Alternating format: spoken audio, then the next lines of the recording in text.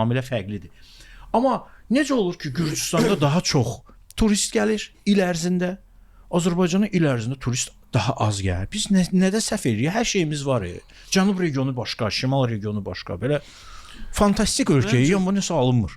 Məncə burada dini faktor da böyük rol oynayır. Mən fikirləşirəm ki, dini faktor çox böyük rol oynayır. Çünki məsəl üçün Qərb dünyasında müsəlman ölkəsi kimi olanda biraz elə reytingi düşür ki, müsəlman ölkəsidir. Sonra Azərbaycan, məsəl üçün mən olub bir neçə dəfə Azərbaycan, Afqanistan, yəni belə analogiya aparırlar. O məsələ də var, PR məsələsi də var. Yəni o Gürcüstandır, xristian ölkəsidir, qərbə yaxındır və s. və l. Ola bilsin, ona da bağlıdır. Amma mən açığı şişirdilmiş kimi qəbul edirəm Gürcüstanın turizmini. Çünki yəni onun PR-ını. Çünki hər cəhətdən mətbəximiz də onlardan üstündür.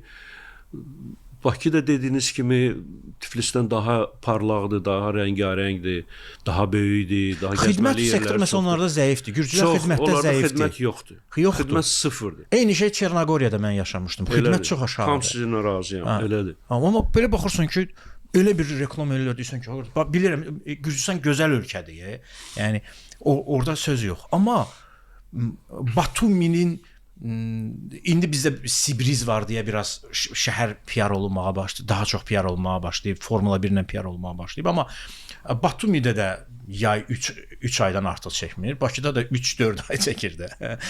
Orada qara dənizdir. Qum yoxdur, burada qum var. Orada daşdır, əməli başdır. Dəniz, qara dəniz bir də görürsən dalğalananda çox bulanıq olur. Xəzər də arada bulanıq olur da. Amma orada görürsən çimərlik doludur. Bizdə ancaq özümüzünkülər də qarpız yeyirik, qarğıdalı yeyirik, qoyuq. Bir dənə də Sibrizimiz var. Xəzər dənizinin imici yaxşı deyil. Yəni neftlə bağlıdır deyə, ona görə çimərlik kimi, dəniz kimi imici bir o qədər də yaxşı deyil. Yəni mən bunları ayıram. Məsələn, Gürcü xalqını da sevirəm, Gürcü mədəniyyətini də, kinosunu da, musiqisini də. Data Tutaşyan, məsələn, biz bir qəhrəman kimi onun üzərində böyümüşük. Çox sevirəm. Mən Gürcü dostlarım da çoxdur. Amma müqayisə edəndə turizm nöqteyi nəzərdən biz qat-qat üstünük. Xidmət deyirsiniz. Həqiqətən də mən demək olar ki, ildə bir dəfə gedirəm Gürcüstana. Xidmət yoxdur, sıfırdır. Restorana gəlirsən, ümumiyyətlə restoran biznesində bizə çatan yoxdur. Oturursan 3 dəqiqə, masada dolur, xidmətində də dururlar. Ona görə mən hazır cavabım yoxdur. Bir onu bilirəm ki, dini faktor var. O mənə üçün şübhəsiz o faktor önəmlidir. Bir də özümüzü yaxşı tanıyaq. Məsələn, Şəki var da bizdə. Şəki var.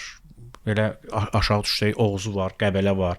Daha sonra indi Qarabağ regionu yenidən qurması gedir də. Oranın turizm potensialı hələ bəlkə də bir neçə ildən sonra daha çox çıxacaq.